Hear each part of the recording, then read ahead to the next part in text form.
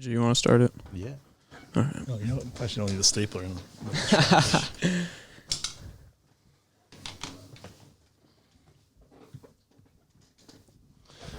Alrighty, welcome back to another episode of Probably Certain. I'm AJ, one of your co-hosts. Over to my left, I got Brendan here with me. Hello, hello. And our guest today, Nigel Kirwan. How we doing? I'm good, thanks. How are you guys? Good.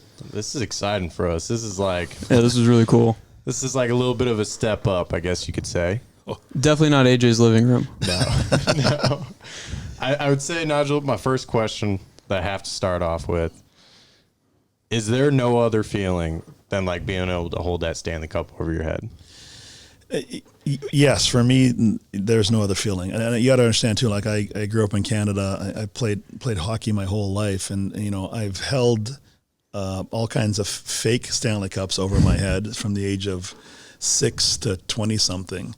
Anytime you're playing street hockey with your buddies, or even men's league hockey, sometimes they'll take kegs and turn them into Stanley Cups for men's league, and I've held all kinds of things above my head. That's awesome. And pretended I was holding the Stanley Cup over my head, and dreamt about it. Certainly, as a Canadian kid played hockey, I think we all do.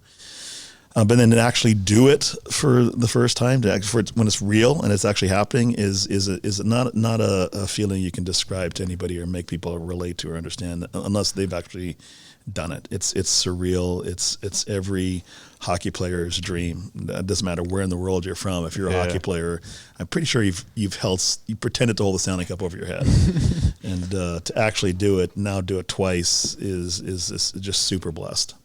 So you did it the first time. So when did you join the Lightning? 1992 was my first season with the Lightning, but I worked in the front office. I didn't move to hockey operations until like 1996, like 4 years later, and then it was it 8 years later, we won the Cup in 2004 for the first time when John Tortorella was the head coach, and then again just now with obviously John Cooper as head coach. But I was fortunate enough to be with both teams when that happened. So yeah, it's happened twice for me. Very different experiences though because of the bubble, but yeah. Is like the trophy's not light. It's not light. Like it's not. I mean, it's not super heavy, but you're highly conscious of dropping it and screwing up. Like all you're thinking about too is don't drop it, don't be that guy that drops it. Don't be that guy, yeah. Because it is heavy. It's 35 pounds. So yeah. But at the same time, you're at that point your adrenaline's flowing too, and That's true. It's when you notice it more when you're holding it for a period of time, but on the ice when you get it and you hold it over your head, I don't remember feeling that heavy then. I got you. But it's other times where you're holding it and you're carrying it, and then people are asking you to do it a couple times to take photos, and that's when your arms start to tremble. Like I talked to Stammer after the boat parade, and his arms were like dead, like he said, because he was on his boat for the boat parade, and, I got and you. he had to, you got to remember that thing. I don't know how many miles that parade was, but he had to hold it up. Like all the fans want him to hold it up so they can get pictures. Yeah. And he got off the boat, and he said his arms were jello. Like that's crazy. He's a professional athlete too. Was that parade just as good as the one in 2004? Or was it just a little different, obviously with COVID and all that? Not even comparable. It was worse. No, it was better. It was maybe the coolest thing I've ever done. Really? And I'm going to give you an idea. I've flown with the Blue Angels before. Okay. And those are the two coolest things I've done in my life. Was besides I guess hoisting the cup over my head too. The boat parade. That boat parade was unreal, and it was. Unfortunately, we're living in unfortunate times. With COVID and all the death rate is ridiculously high, and there's people out there are suffering. I guess the benefit for us in terms of just looking from a Stanley Cup standpoint, because the COVID changed everything about the playoffs. Mm-hmm. And I guess the one good thing that came out of it was the boat parade, because had we not had COVID, that probably would never have been a boat parade. And we would have done like a street parade. And the street parade in 2004 was fun. It was, first time doing it, but it wasn't like Chicago. It was Tampa. It was much smaller. But that boat parade was surreal. It was really, really, really cool. And I think everybody that did it wasn't just me. Like everyone that came off the boat was like, oh my God, that's one of the coolest things I've ever done. And COVID forced it, COVID forced that to happen. So it was a little bit of a side blessing, given these unfortunate circumstances we're in. I don't think And if any team wins a championship in Tampa Bay ever again, I don't think they should do a street parade. I think they should do a boat parade. That's awesome. Yeah, I was going to say that since we're down in Florida, it would seem like that would be, something to do now. Because you're right on the bay, so you might as well do the boat parade. I guess with the Rays, it might be a little bit different because there's no rivers that go through St. Pete. I mean, if there is, I'm not aware of it. There might be. Forgive me if my geography on Pinellas County is off, but I don't know if the Rays would come to Tampa to do a parade, but the Buccaneers should certainly consider doing a boat parade if they're fortunate enough to win, COVID or no COVID. If they're fortunate enough to win the Super Bowl, they should absolutely consider doing that. Yeah, I was downtown Chicago when the Cubs won the World Series. Oh yeah. Oh, dude, we were still in high school when they won the World Series, so they let us out of school. They were like, "You don't have to come to school today. Everybody's going," because it was they knew everyone would leave anyways. Something years of the Chicago Cubs not winning the World Series, but that was almost. I mean, that was huge. It's massive. I couldn't fathom the amount of people that we were around all day long. I think it was 7 million people, and it might not have been 7 million people. It was a couple million people, seventh largest non-religious gathering in the world. Yeah, So our street parade in 04 was nothing like that. It might have been maybe, I don't know, because it was a short route downtown. So it might have been 20,000 people or something like that. It was pretty small. It was fun. It was my first experience doing one, so I was thrilled by it. But then the boat parade, blew that out of the water. And so when you ask me which of the two was better, that was really, really a lot of fun.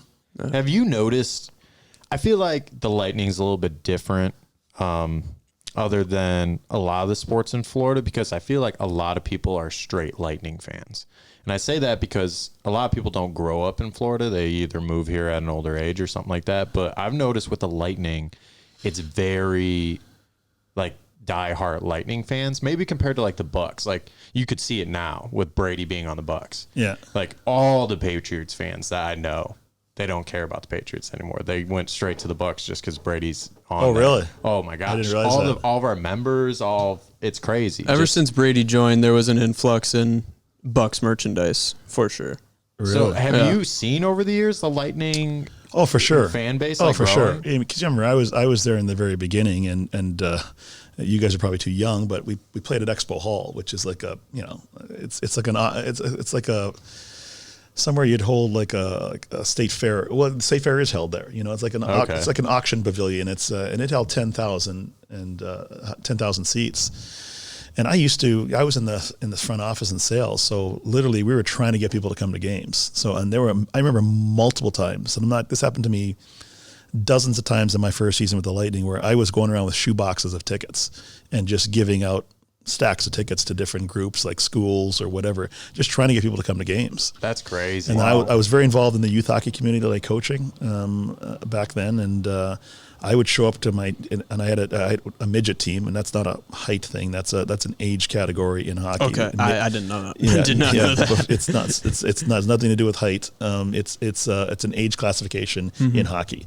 Midgets is typically 16 to 18 years old. The next level is junior. Below that, you got bantam and squirt, and then pee-wee, squirt, mites, and Adams.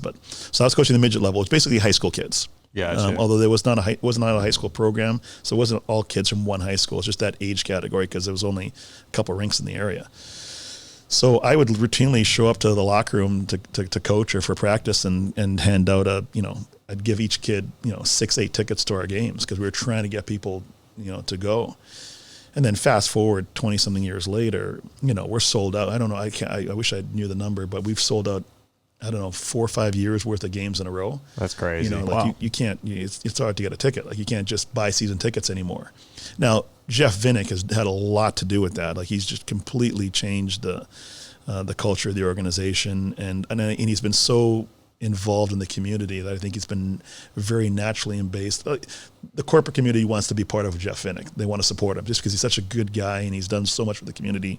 Gives away $50,000 every single game, regardless of whether, for example, when we during the lockout in 2012, even though we didn't have games, he still awarded his community hero $50,000 whenever we're supposed to have a game. He continued to do that. He still continues to do it. Yeah, that's awesome. So I think he's really become beloved in the community, and therefore people want to show the support to him, and we've done a good job of marketing the team, and what else helps? Winning. You have to win. Forget about winning the cup. We've had a good, strong record since John Cooper's taken over. Gone to the conference finals 4 times. So that helps. If you're not winning, then people find, especially in Florida, they'll find other things to do. They'll go to the beach. They'll go to Busch Gardens. Mm-hmm. They'll go see the Bucks or the Rays. Or, there's only so much entertainment dollars that people have that they can, or discretionary income they can spend on entertainment. So when you're playing well and you have a great owner that supports the community, I think we tend to get a lot of that. So we're in a good time for the organization. It's been a really good period for us. So you really watched the team grow up. I mean, you went from begging to get fans to selling out hundreds and hundreds of games. Yeah, I was there. I got hired like 3 weeks before the expansion draft. Wow. I think.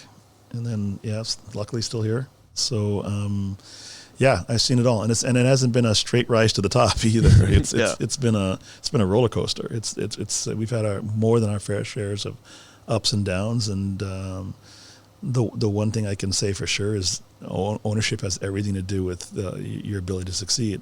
Bill Davidson bought the team in 1999, and then that's the other time you saw the organization peak and do really well, and it culminated in winning our first Stanley Cup. And then we went through a little bit of tough time again with ownership, some money issues, and things kind of fell back again. And then Vinnick came in and won a cup again. So there's definitely a correlation between the ownership and the success of a franchise. How involved are the owners directly with you, the coaches, directly with the players? Mr. Vinnick is very uninvolved. He pops his head in. He talks to the team beginning of the year, end of the year, regardless of what happens, and maybe one time in the middle. But he's a very humble man who I think he feels like sometimes he's never said this, but I get the sense that he doesn't want to be in the way, and not that he's ever in the way. He's an unreal guy and really nice man, but very humble, very low key, very laid back. So we don't personally have a lot of interaction with him on the team level, other than when he comes to address the team at the beginning of the season. He spoke to the team when we got back after winning the cup. We had to do pictures and photos here, and then we went to do the parade and then to the stadium. Well, he addressed the team, before we, maybe it doesn't matter, before or after we took the picture, he addressed the team. And so he does that like 2 or 3 times a year, but by and large, he kind of stays away. Now, I do know that John Cooper, our head coach, will have State of the Union updates with them kind of thing. So they'll get together for breakfast throughout the year, but that's usually off property somewhere else. They'll get together for breakfast and they'll just talk about the team. And, I don't know the nature of those conversations, but I'm guessing Vinnick's saying, what can I do to help? What do you need? Yeah. Where are we? What do you think? And I'm guessing that's what goes on. But again, I'm not privy to those conversations. But so he more does like you said, he's very involved with community, Tampa corporate. Yeah. And obviously he's developing downtown. And, but yeah, I'm sure on the business side, he has a lot of interaction with our executives, just in terms of, the daily operations and what's going on, particularly during COVID where things are in flux. I'm sure that there's a lot of dialogue going up at that level, but with us, he kind of stays away a little bit.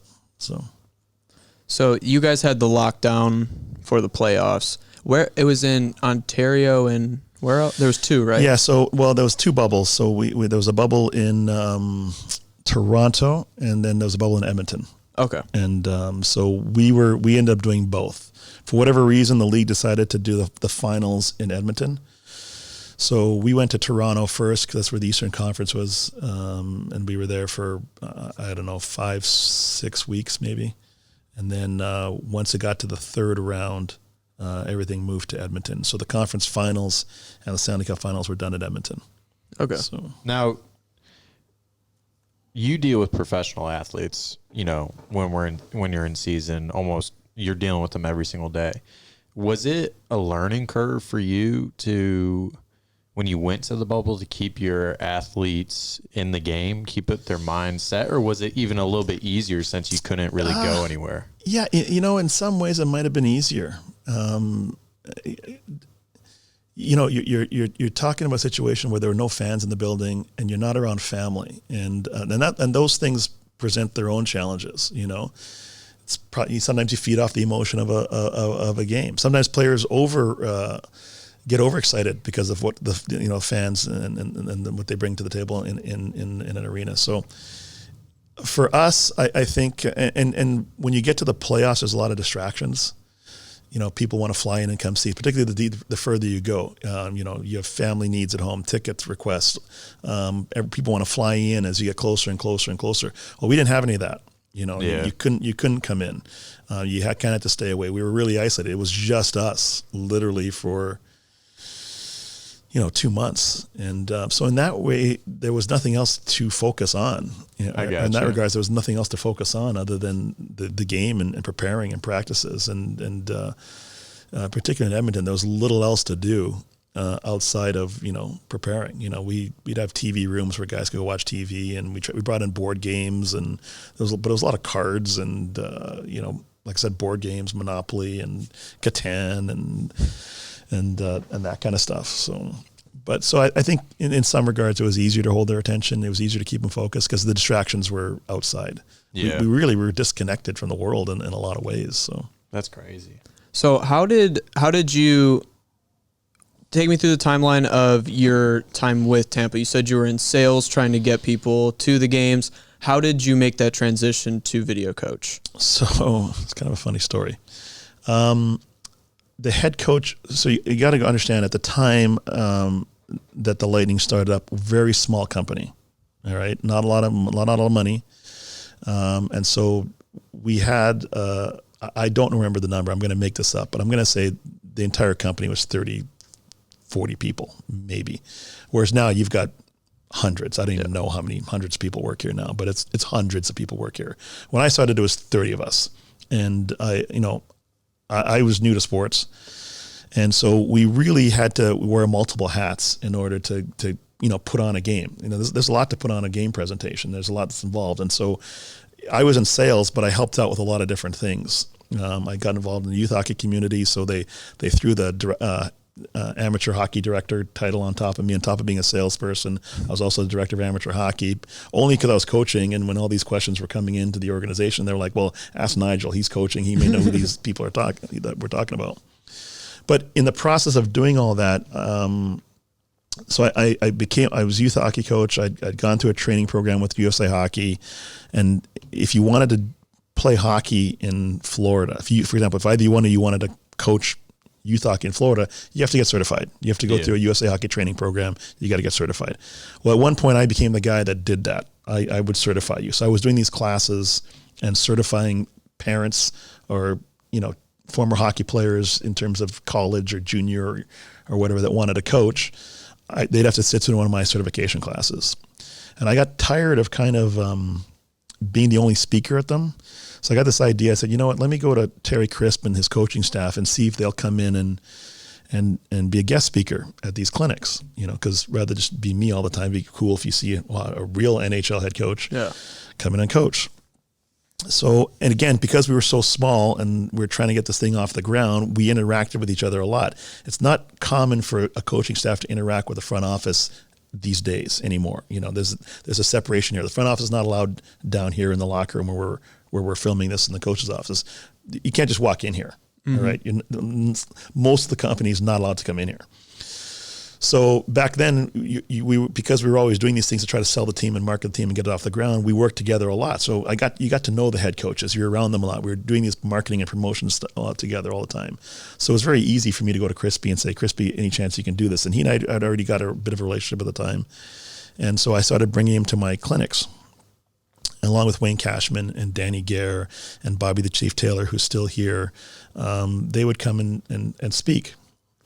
And after that, I'd take them to lunch as a thank you, whatever, and I would pick Crispy's brain. I'd take out a napkin and say, "Hey, how do you handle this?" Or "Show me this," or "How do you break out here?" Or "How do you handle this forecheck?" Or "When you're D-zone coverage, where do you put," asking him questions. And so that went on for a couple of years. And then one day he walked into my office and he asked me to come work for him. And the other thing about Crispy, which I failed to mention, is that he's a big practical joker. He likes to play pranks on people, and I seemed to be the butt of a lot of his practical jokes at the time. Oh, so you thought he was just messing with you? Completely. And I can't say, I don't think I could say it, but I told him to leave. You can say whatever you want. Well, I can say whatever I want? Yeah. Anything. I don't care. Yeah. I told him to fuck off. I told him to get the fuck out of my office and fuck off. And I didn't have time for one of these jokes because he wanted me to come work for him. So that's kind of a mean joke too. It is, but and in retrospect, I should have known no one would joke about something like that. Yeah. But I was 20. I don't even remember 23. No, I'd have been 25, 26 at the time. And I'm not. In my mind, I'm not qualified to be on an NHL hockey staff. You know what I mean? Like I wasn't qualified, so I didn't play hockey at a pro level. So, he's trying to convince me that, come work for him. No, I have a role for you. We want you to do this. And I'm like, I don't. And I had a marketing report that was late. That was due to my boss. That was actually late. A guy named Steve Donner. And he was bugging me to get it in, and I procrastinated, and I hadn't got it done. So I was on a time crunch to get this thing done, and I didn't have time for Crispy's bullshit. So the way my office was, my desk was in a corner like this, and the wall was here, and there was a wall behind me. So my desk was in the corner, and there was a chair that sat against the wall facing that way. Gotcha. And the front door was there, and most of my office was kind of that way. And eventually he got out of the chair, he went and he kind of slammed the door shut, and he took the chair that was facing that way and he put it directly across from me. And so now he's looking directly at me. And he says to me, he goes, "Nigel, I want you to come work for me. I'm not joking." And I literally leaned back in my chair like this, and I thought, God, he's good. He's really good. And I said, "Okay, I'll bite." I said, "What do you want me to do?" And he goes, "I want you to be the video coach for the team." And I'm like, "Well, what is that?" I said, "I don't know anything about video. Blah, blah, blah. I didn't play in the NHL. I don't even know if I know the game well enough to do this. Like I didn't play at that level, And he goes, "No, trust me. I've done these clinics with you. I've seen you talk. I've seen you speak. I've seen you teach. But it's not that different. There's no difference in what you're teaching. I'm like, there's got to be a difference. It's NHL." So we went back and forth. In the back of my mind, I'm like, don't fall for this. Don't fall for this. Just don't fall for this. Don't come to laugh. Yeah, exactly. But we're going back and forth. And I said, all right. I said, okay, so what's the next step? He goes, well, someone probably will talk to you. They can probably offer you a contract, but I want you. So you have some leverage here. So make sure you get the money, whatever they offer you, ask for more, because I've told him you're the guy. Mm-hmm. So I'm like, all right, whatever. He gets up and he leaves. And about 20 minutes later, the vice president of the Lightning comes in and sits down. "Hey, did you talk to Crispy?" And I'm like, "Yeah, I talked to Crispy." And he goes, "What do you think?" And right away I'm thinking like, God, this guy's in on it too. He's totally on it too. And that would cruel but hilarious to get. Yeah, the VP. Yeah. And Crispy's capable of this. Like if you knew Terry Crisp, totally capable of pulling this off. He's a very funny guy, and we're still close to this day. And so we talked back and forth, and I the conversation was serious enough. I'm like, maybe they are serious. And then eventually he leaves, and we talked numbers a little bit, and then he kind of left and came. And then the next day they came back with paperwork and a number, and they put it in front of me. And that's when I realized they're not going to put a piece of paper in front of me with real numbers and ask me for my signature if they're not serious. Yeah. And the number was good and way more than I was making. So I figured, you know what, if you sign this, they actually have to give you the number on the paper because it's a contract. So I signed it. I signed it and I threw it to him. I still kind of think that this is a bunch of crap. After all this, I signed the damn contract. Is that good at jokes? At pranks? Yeah. Well, at that point I'm going like, I think they're serious, but I kind of in the back of my mind, like maybe they've got themselves covered here. So I threw the contract back, and then he left. I said, "Okay, good, it's all done." And then he left, and I went like, "Oh my God, what did you just do? Like you're not ready. You're not qualified to do this." And that's when I realized like, no, you're now the video coach for the Lightning, and you got to figure this out. That's crazy. Wow. So, and that's exactly what happened. And then, X number of years later, I'm still here. So working with juniors and doing all the certification, when you worked with the pro athletes, was it that big of a difference when you made the step up? The truth is, I didn't really have to work with them initially directly a lot. Okay. Like the role was mainly just managing video, cutting up the video, making sure the coaching staff had what they needed in terms of systems. And you remember, this is a long time ago, so it was a lot more. It was very time consuming to do because it was VCR tape. So you literally get. Oh. You guys even know what those is? Those are, Yeah. what that I is? know what they are. Yeah, you've never seen I them. had a rewinder when I was a little kid. Okay, You had so- to put it Up in until a like rewinder. 5, maybe. I barely remember it. Yeah, okay. See, oh my God, that tells you how old I am. But yeah, so this is back in the VCR days, and you have to look it up maybe to, to refresh yourself with it. But so it's tape, so it's very time consuming to, it's pause, rewind, and record on a second, and so very time consuming. So you couldn't do a lot. So honestly, most of my time was not really interacting with the players back then. It was more just managing the video and making sure the coaches had what they need and watching games and cutting up what they needed. So, and then it evolved to players later on as you got into the computer world and there was a lot more to do. You're interacting with the players more in terms of getting them information, and because now players want more information too, especially now compared to back then. We're going back like 20 years. So everything's coached, everything's managed, everything's digital. Players want to see stuff. So there's a lot more interaction with the players now than there was when I started because of that technology. Well, you had said that you didn't. Sorry, you had said that you didn't really think you were qualified, but hadn't you said that you were talking and picking? I'm sorry, I forgot his name, but you were picking his brain, asking, well, what do I do with this? What do I do with that? But I was applying that to kids. I was taking it and applying it to kids level. So yes, I was asking a lot of questions about so I'm coaching, and I know I played the game well enough, and I was coached long enough to know how to handle all situations, but. There's always more you can learn. You can always learn more. And there's things there would be situations that would happen in a game on the ice that I didn't know if I was coaching it properly. Like, how do you handle this situation? When this happens in your D-zone coverage, how do you handle that? What are your switches? What is blah, blah, blah. So those are the kinds of questions I was asking Crispy, because I didn't know the answers to them. Like on my forecheck, they're beating me this way. I'm doing this, but they're beating, how do I adjust for that? I didn't have answers for everything. Mm-hmm. So I knew the game, but I thought there was another level to learn, and there was more for me to gain, and that's why I would pick his brain. And there was, I did learn a lot, but you always, at that point in my life, I thought, I'm here. NHL is this whole other animal. I'm not even close to understanding the NHL game, even though I'm watching it and I know it. But you still think it's a whole other level because I never played pro. You know what I mean? I never got that far. So I always thought it was here compared to where I was in terms of my knowledge.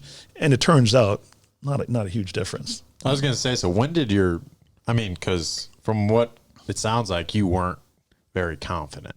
No. At all when you were getting that position and you didn't think you deserved it. So where was the turning point to where you were like, I understand this now and I'm comfortable? Like, it's not so much, I don't want to use the word scared, but because I'm guessing you were like, I really don't want to mess up right when you got there, right? Yeah. So you were you didn't want to be asking a million questions to someone next to you because you felt the role of you're the coach and you're going to make that decision. When did you kind of find that, all right, let's sit back, relax, and do the job to my best ability? Because I know I can do it. Well, once I understood what my role was, and again, at the beginning, I was just managing information more than anything else. And there's still a lot of that. It's still a ton of that right now, and a big part of what you do. But when I got in the locker room and I started doing the job, I realized it was more of a video management situation where I'm just managing what the coaches need and providing them with what they need so they can do what they need to do with the players.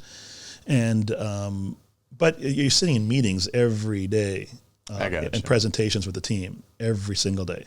And I'm not doing the presentations, but I'm watching them. I'm in, and then you quickly realize that, okay, that's the same. Okay, that's an adjustment I never thought about. That's good. You need to put that in your head, and that becomes ingrained. And then, the more meetings you sit in, the more you realize it's pretty natural. And so it didn't take long for me to realize that, there's not too many, the nuances are just subtle. And the game is better coached now than it was even back then. Because I think everything's on video, everything's watched. The access to video was a lot less back then too. So you didn't necessarily have every team's games before you went to play them. Because there was no satellite TV was a new thing. You couldn't download games. Now I download the games, on a nightly basis. I can download any game I want and break it down. You couldn't do that back then. So you had limited information. Where now the game is so scrutinized and everything is so nuanced and so detailed that you really kind of have to be prepared for everything that gets thrown at you. So you're just sitting in those meetings over time. You just learn all those subtle nuances, and you grow comfortable with them over a period of time. So, do you see it in players too? Or some players like, I want to see every clip, and then other ones are kind of like. Most players watch every shift after a game. I gotcha. They'll watch it. One of the things that I have to provide is I provide every player with their shifts after a game, and we send that to them, via multiple sources. But we send them their shifts, and no, there's some guys that don't watch their shifts, but they're not too many. I'd say 98% of the guys want to see their shifts after a game or within the next day or two. So. I gotcha. I feel like part of getting to the professional level is watching your own film and learning from yourself. Yeah, but it didn't happen back when I started. Like, guys didn't watch their shifts back in the. We didn't. Well, you couldn't give it to them. It would take days to cut everyone's shift out. By that point, you're 4 games down the road. Yeah. You know what I mean? You couldn't do it. So back when I first started, like, it took you way longer to do what you needed to do because it was VCR tape and it was tape to tape, and it took forever. So you couldn't do as much. Now, with technology and computers and digital video, and it's so much faster, and you can do way more, so you get asked to do a lot more. So the time commitments is actually probably bigger now because there's 2 video coaches on this staff now. Like, most teams have gone from 1 guy to 2 guys. I don't think there's too many teams anymore that have 1 guy, and actually I think there's 1 team with 4 or 5 guys. That's crazy. I think Nashville has 4 or 5 video guys. Wow. So where do you watch the games from? Right here. Right there. I was gonna say you have like 10, 12 TVs in here, so yeah. So that's kind of my area over there. So I watch the game. Actually, that's pretty much how I set up the laptop there, and I'm watching the game there. And then on that big screen, I've usually got other angles and other games that are going on too. So, is there anything you're doing mid game? So what I tell people, like, mid game, it's like playing the piano, I guess. I'm on that computer, and we're recording the game into the computer. Then goes into a server, which is back behind me in another room, and then it connects to all the computers, and all the coaches are connected to that server. So it comes into my computer, then it goes from there to everyone else's computers. And then during the game, what I'm doing is I'm coding it. I'm marking everything. So if there's a breakout that happens, I mark the breakout, and then there's a line rush. We mark the line rush. We mark the entry. We mark a shot on net. We mark a hit. We mark an injury, penalties. We mark. Someone has to code that, and there's 2 of us that do that. Myself and Brian Garlock, the other video coach. We're both coding during the game, different things, and so when the coaches walk into this room, and Coop's office is, you can't see Coop's office, but that's what that door is. That goes into John Cooper's office, and then the rest of the assistants, we're all out here in this room. Mm-hmm. So when they come in that door, everyone goes to their desk, sits down at their computers, and they can instantaneously look up whatever they need to look up. They have access to, let's say they want to see our breakouts, so how we're coming out of the zone. They can go to the computer and say, give me breakouts. And it's even subcategorized underneath that too. And they can start looking. If they feel there's an issue of us getting out of our zone, they can instantaneously go to that computer and get that. That's because of the coding that Brian and I do. Wow. So that's kind of what I do during the game. And then both Brian and I are on headset to the bench and to our goalie coaches in the booth. So we're talking back and forth. And if they see something unique that they want us to mark, they'll say, hey, mark that. And they'll tell us a little note, and I'll hit a button on the computer, and I'll make the note that they want, and it'll pop in directly into an area for that particular coach.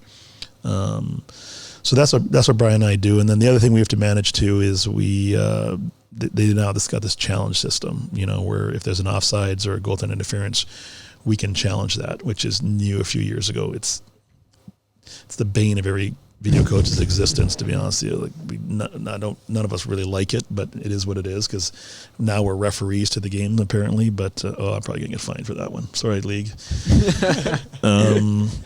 Who's the commissioner? So that's the other thing we have to do is we have to monitor entries and goaltender interference, and Brian Garlock is the guy. He kind of manages that computer system, and when there's an issue, we both kind of take a look at it and we communicate to the bench.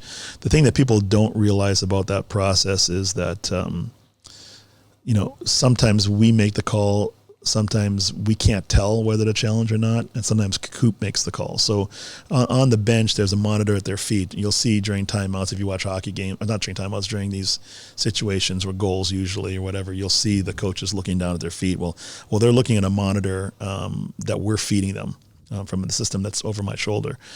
And we'll say, like, we can't tell, like this is, we think it's iffy. We don't think this is a challenge, because you get a penalty if you get it wrong. If you challenge and you're wrong, oh really? You get a penalty. So that can be a danger. That can decide the outcome of a game for sure. Which is why video coaches as a whole not fans of this whole system, because we don't want to put our team in that situation.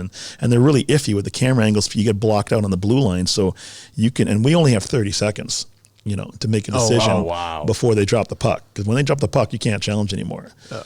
So for us, the problem is we've got to look at multiple angles and try to find out if there's an offside or there's a goaltender interference. We got about 30 seconds to do so and make a decision. And if we can't tell, sometimes we'll say to Coop, Coop, we can't tell. We're not sure. And then he'll make the decision. Like if it's a critical goal that puts them ahead with end of a game, then maybe you take a gamble and you challenge that. So it's not always us that make the challenges back here. Sometimes it's Coop and the bench that make the decision. Sometimes we're saying, don't challenge this. We don't think we're going to win this one. And he says, screw it, challenging it anyway. And that actually happened in Nashville, and it worked out. Sorry, not Nashville. Sorry, in the Columbus series. It was a game we were losing. Columbus scored. It was in the first round of the playoffs. Columbus scored. I don't remember if I think it was an offside. And Brian and I were like, no, don't challenge this. We're not sure. We can't tell. We don't think we can win this one. Blah blah blah. And Coop challenged it anyway. Like Coop said, no, we're challenging it. Really? And we got it wrong, and we got a penalty. So now, see, no one knows that part. Like everyone thinks it's always the video guys that make the call. It's not always us that makes the call. Yeah. And both right or wrong. Sometimes Coop makes a call and gets it right, and on a call that we're not willing to gamble on because. Yeah. I'm not going to get fired over that call. Yeah. So, but it happened in the Columbus series, and it was a critical game when it put us down 2 goals. He challenged. We lost the challenge. We went on the penalty kill.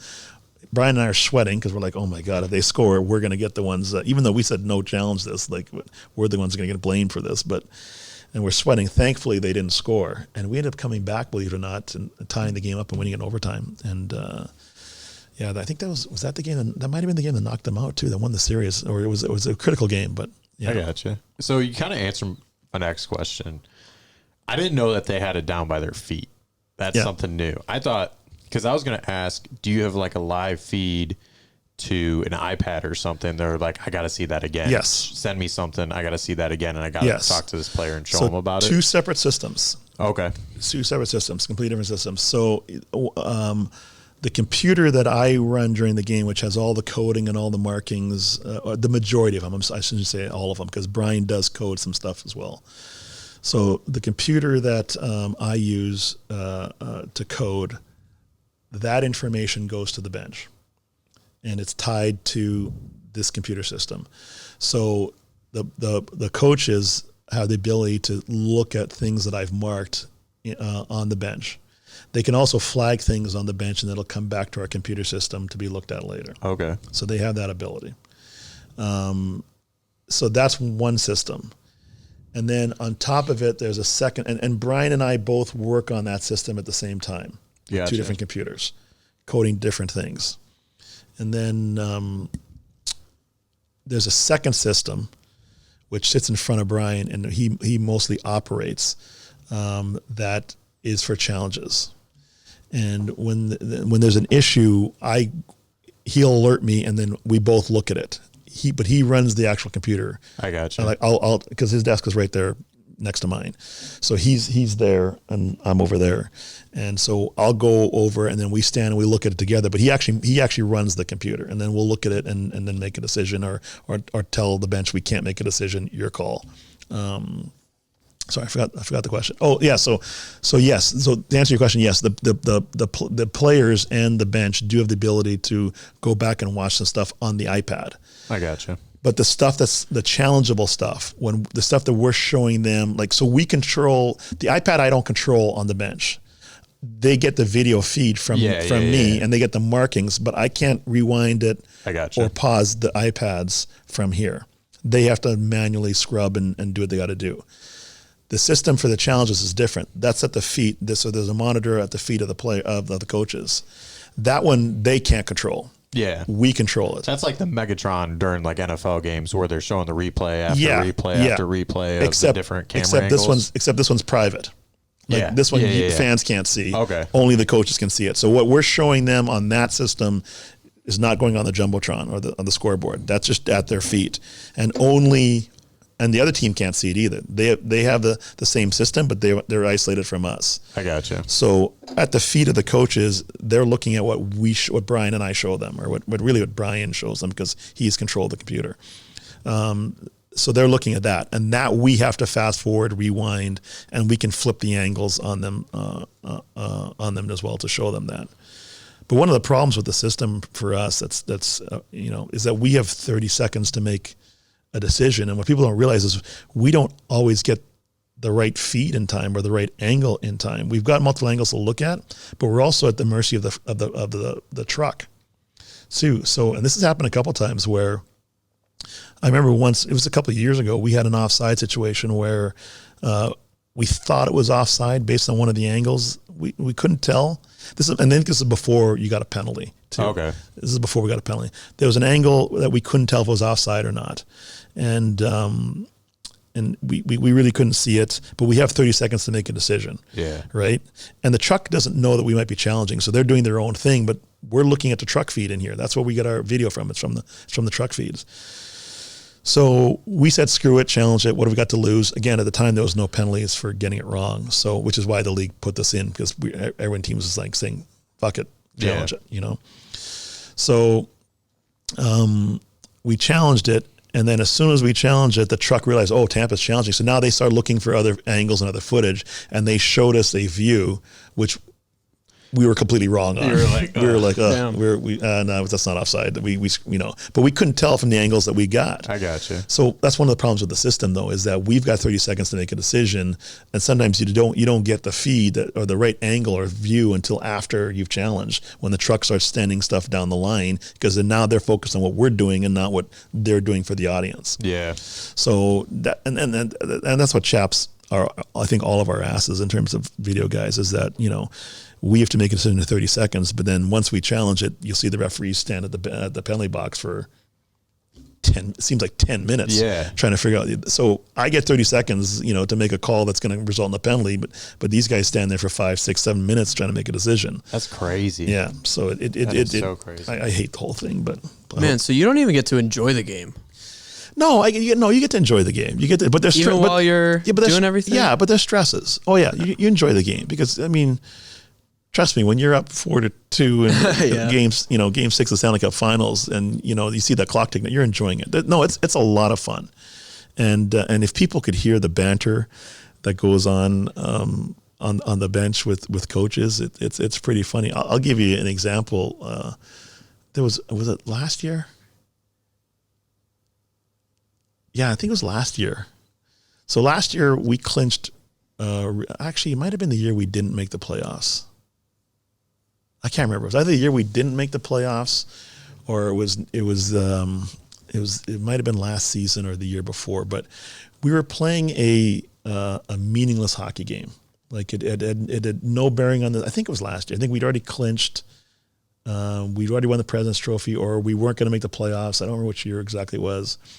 And Brian and I were watching the Masters, and as a coaching staff, we what? Oh yeah, we have all kinds of pools in here, like golf pools and football. Like we're degenerate gamblers when it comes to like pools. Yeah. The Masters, we'll do a draft and different like the. So obviously the Masters is right around, the end of the hockey season right there. So we had a meaningless hockey game on, and nothing was going on. It didn't mean anything. So we were watching the Masters here, and the coaches were radioing to us like, okay, what's Tiger on now? And we're talking on the bench the whole time about golf because the game meant nothing. That's awesome. Yeah, and you know, they're radioing and like we're like, you know, with Brooks Koepka right now, he's on 17, he's about to putt to win, you know, kind of something like that. Then on TV, you just see the coach going. Yeah, exactly. Yeah, you see it like that, you know, like that, and we'll. At least they didn't turn it on down on the little. No, thank he God. gets like a fist bump, you know. But that does happen, you know, like where if in a meaningless game like that, like we were talking about the Masters, and Brian and I weren't even coding the game. I think we had the TVs on, and we're just sitting there back watching, eating popcorn, watching. Well, shit, you get 13 angles. Yeah, I know. I can't believe there's this many TVs in here. Oh yeah, there's lots in here. So you're a big golfer. Big golfer, average, like no. Well, it depends on what you define big. Like if you mean big by like really, you love it. Love to golf. Gotcha. And you like watching it? Love to watch it. I got you. Oh, then I'm a big golfer.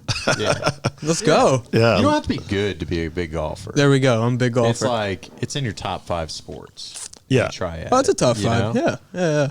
So No, your like thoughts during the pause, like kind of when I was kind of getting to know you a little bit was like before we went to the bubble during the pause. I think I played 44 rounds.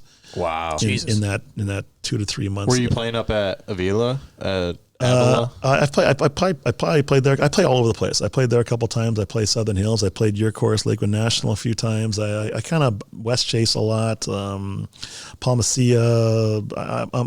I'm all over the place. Southern Hills is definitely my favorite. Yeah, for sure. Great golf course. That is a really track. Yeah. Especially for being in Florida. I mean, dude, that thing's got. Oh yeah, I haven't played hills, there. hills. Awesome golf course. I really haven't been to that many different courses. Yeah, that's one of my favorites too. And Jim Kinnear, the general manager out there, is a great guy. And but yeah, so that's love golf and love watching golf. And I even run like a bunch of golf pools with a bunch of people. And then, you know, as staff, we always do a draft for the golf, like especially in the bubble because there was the U.S. Open was going on in the bubble, which doesn't normally happen. You had the PGA Championship while we're in the bubble.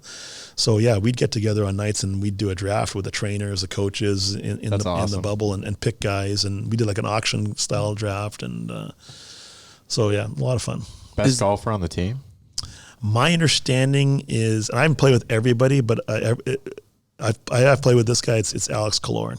Okay. Yeah, I think Alex Killorn gets unanimous. I've seen a couple of them out there on the driving range. You got to go show them up. So they're a little hit or miss. Yeah, some guys are. Like I like there's a bunch of guys I've not played with, but like I know Alex Killorn is really good. I've played with Stammer a bunch.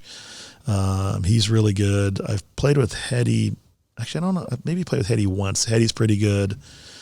But like I don't Matthew Josephs and those guys. I haven't played a lot of golf with Matthew or Tyler Johnson, or I don't know if I've ever played with any of those guys. So because they all got to get fitted by Randall. That's why. That's how you get better. I'm telling you, Randall made a huge difference. 100% in my game. I'd never had custom sticks until I got together with Randall, and so the best I'd ever got down to was a 9.2. Was my best index ever.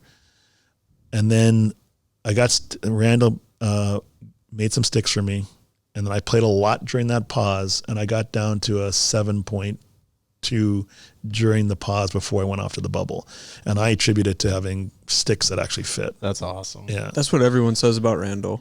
dude, unreal. Yeah. Everyone at National, when somebody asks about Randall, because we'll start talking about Randall because it's Randall, and then somebody will, they'll join the conversation and be like, oh, everybody's heard about Randall. And then every single person I'm talking to, they're like, you need to see Randall. Like, yeah. So he's the real deal. Yeah. So Randall, for those listening, is a golf fitter based out of Maine, but also out of Lakewood National. And I met him through one of our assistant coaches. One of our assistant coaches knew him, a guy named Brad Lauer, who's not with us. He's in Edmonton now, but with the junior team there as a head coach. So I just wanted to get fitted for a driver because I had just gone to Golf Tech like the year before to get irons made. And I just wanted a driver, and Randall's like, well, let me just look at all your clubs and just check them to make sure. Blah, blah, blah. And he's like, dude, he goes, they built these clubs so that to compensate for your swing flaws. He goes, I don't like to build clubs like that. I want to build them the proper way. Then you learn to swing them because you're a fix your swing clubs. These clubs aren't going to work for you. So I said, well, and I want to spend. I said, I just got these things. I didn't want to spend money on a new set when I just got these things. So I played with them for another year. And then Randall just sent me a set of clubs. Like, here's a set of, they're all made for you. Thank you for everything you've done with it. 'Cause, we take care of tickets and all that kind of stuff. And oh my God, what a difference. Big difference. A huge difference with custom. I will never, ever buy sticks off there. I'm telling anybody that's a golfer out there, go get fitted for golf clubs and be fitted by the right guy. Yeah, too. that's true. Go to Randall. And like the cool thing about Randall is it's a process. It's an experience. It is. Like you learn. I don't care if you think you know about golf, but if you're not as advanced as he is in the golf world, like you will still sit down and learn something. It's unreal. Like so I went and did it. And I didn't, it was, it took us there was two of us. It probably took about 2 hours for the two of us to do.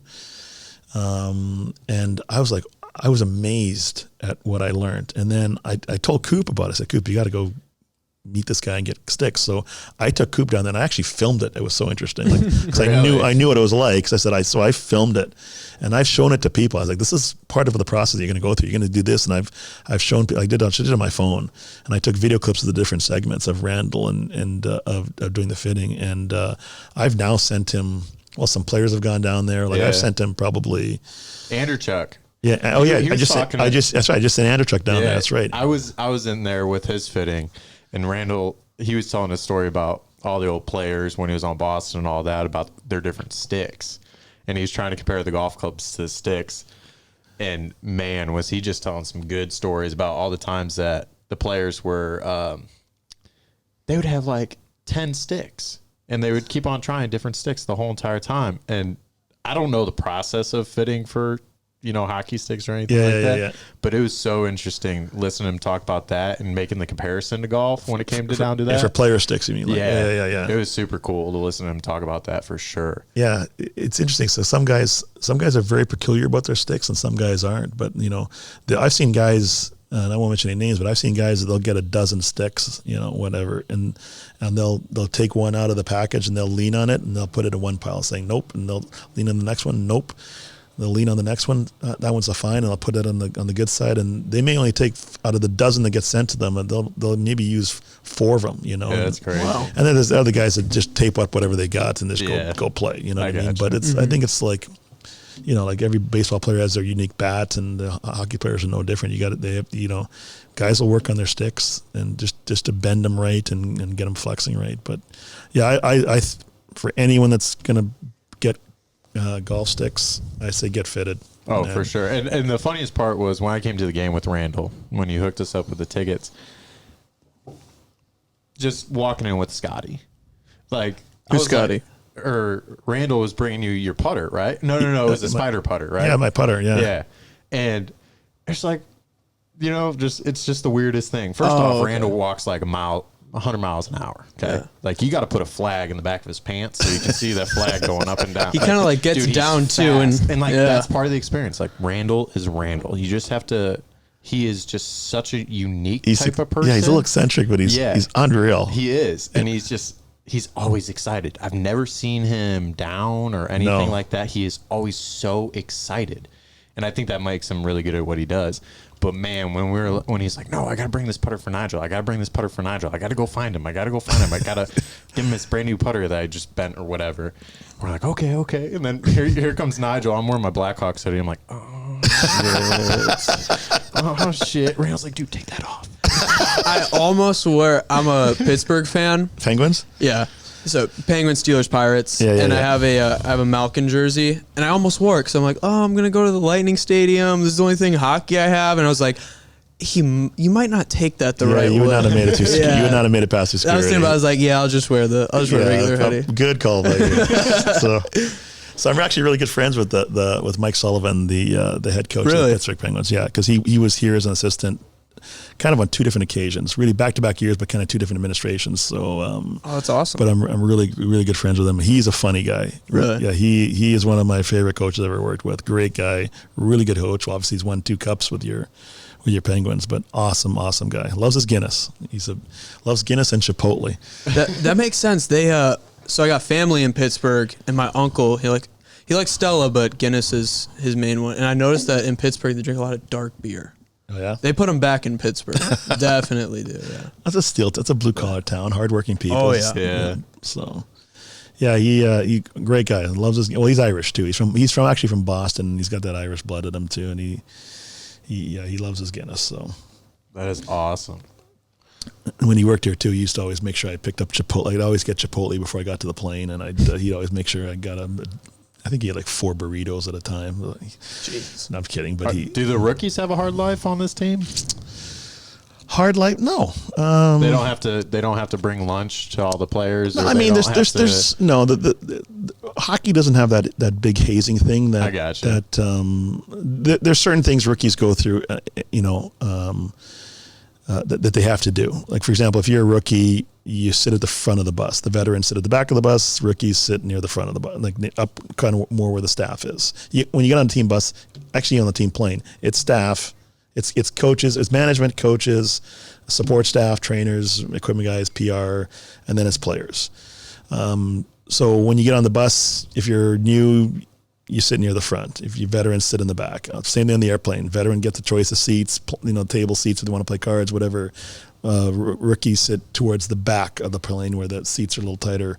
When we get off the bus at a hotel, veterans get off first. Rookies get off last. Or new guys get off last. And then there's a thing called the rookie dinner that we do every year.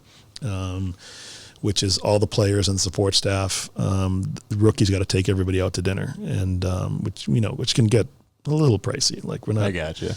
Yeah, like I haven't gone to one in a long time. I went to them when I was a lot younger, but I kind of stopped going to them a bunch of years ago. But I think it was Brad Richards' rookie party and a rookie dinner, so I should say, in Montreal. There was. $100 cigars at every spot on the table. Like it's like a it can be like a $20,000, $25,000, $30,000 dinner. I gotcha. So it can be. I think it's. Hell yeah. I think in the old days it was like that. I think it's less now. I think they guys are better not making sure that there's not like Louis XIII at every at every table. But the one I went to, one of the I remember one where the bill had to be like $50,000, and it was like 2 guys had to maybe not that much, probably about $30,000, because just in cigars alone there was like $4,000 or $5,000 in cigars. I wanted to ask you when we were talking about a little bit back to just the sitting at your desk, and since you're not out on the ice, how fast did you run from your desk out to the ice when you guys won? I mean, was it This time? yeah? You know what? This was a little different one because it was not that fast, to be honest with you. Because this one was different because we were up 4-2. I can't remember the score anymore. I think it was 4-2. And so you kind of knew you had it won, like with a little bit of time left. Yeah. And so we kind of shut things down, and it's a bit of a walk to where Brian and I were to get to the bench. Not a long walk, probably about a 30-second walk. But before the game ended, because we knew we were up by 2 goals, we started that walk, and we kind of took our time. I gotcha. So we got to the bench probably just after the buzzer went, and then filed onto the ice. When 04, Torts had told us if we're in a position to win it, he wanted us, the goalie coach, back then we had a smaller staff. Mm-hmm. So it was just me in here. There was a goalie coach up top, and he told us, he goes, if we're in a position to win this, I want you guys on the bench when the buzzer goes. And so in that case, I got out there way before the game ended, and I remember I couldn't step on the bench, even though he wanted us on there, because we were only up by 1 goal, and I was just scared if I step on the bench, I'm going to jinx it. Yeah, you know what I mean? Yeah. So I stood in the tunnel just back, and I kept putting my foot up to go on. I'm like, no, like it's like a Moneyball scene. Yeah, I didn't want to jinx it, so I did not actually go on the bench until the buzzer went in 04. And then this time I got to the bench, or Brian and I got to the bench probably just after the buzzer went. I got you. So, but we walked there. We walked there because I think we had a 2-goal lead, and we knew they weren't going to score 2 goals in 15 seconds. Well, I mean, it can happen, but it was doubtful. I got you. Is there fantasy hockey? There is. Do you guys play it? No. I was gonna ask if you did. How awkward does that get? Yeah. No. We don't participate in anything hockey wise. Oh, are you even allowed to? No, we're not allowed to. Oh, I didn't even think about that. Yeah. Oh, okay.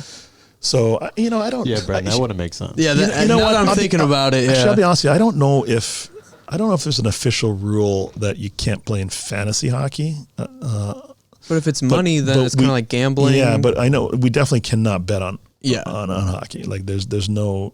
That makes sense. Like I'm not allowed to bet on us even winning the Stanley Cup. I'm not allowed to make that bet. So, hockey we don't touch. We do football stuff in here. A lot of golf. A lot of golf. And that's probably about it. That makes sense. Hockey and golf, the swings are fairly similar. They're reasonably similar, yeah. Although mine's probably not anywhere similar. My slap shot's probably a little better than my golf swing, but whatever. So Is that a live feed to the ice? right now, Yeah. um, Or is that just like a still picture? I honestly don't know. Well, you'll have to take us down there and we can find out. Yeah, I honestly don't know what that is. It could be. It's got to be live. Yeah, I don't know why there'd be a camera that close ISO'd on the bench, but Because I kept thinking, I'm just like waiting for someone to like walk by and wave at us. no, I don't know. There are cameras so we do have in-house channels in the building that. So if you turn to certain channels, they're not on Bright House or Spectrum or whatever. There are dedicated channels in the building, and different cameras feed different things. What that's on right now, I have no idea. So that's I'm guessing it's one of our in-house channels, and I don't know. The TV probably it was not, I don't even know why that TV's on, but whatever's on there, I'm not sure. I gotcha. So What is there a time that we have to be done by, or we're nope. I think we're good. I think we can just wrap it on up. Yeah. I feel like that was a good podcast. Thank you for letting us I've come. never here. done one before, so I don't know if it's a good one or a bad one. So No, Did you have fun? yeah, no, I enjoyed it. It was Well, we had a good one. very very easy to do. So, but Yeah, no, this is gonna be on YouTube, so we'll send you the link and all that good stuff before we even post it, just in case you want to rewatch it or anything. sounds good. I can send you it also before it even goes up. Yeah. Just in case. But you yeah, wanna they look come at out it. every Sunday. We post them up every Sunday. I'll shoot you a little thing Yep. on Facebook. I'll send it to you over Facebook. Yeah, But no it's problem. on iTunes, Spotify, and now YouTube. But yeah. Just search Probably Certain, you'll find it. Yeah. But Nigel, thank you so much for Yeah, coming no, on thank you. today. Thanks for having me, We guys. This was appreciate really it. cool. Yeah. This was awesome. Glad to do it, guys. Happy to do it anytime, and hopefully we'll get on play sometime. So Yes, sir. Oh hell yeah! All right. Alrighty. Have a good night. Thanks for listening, guys. thank you.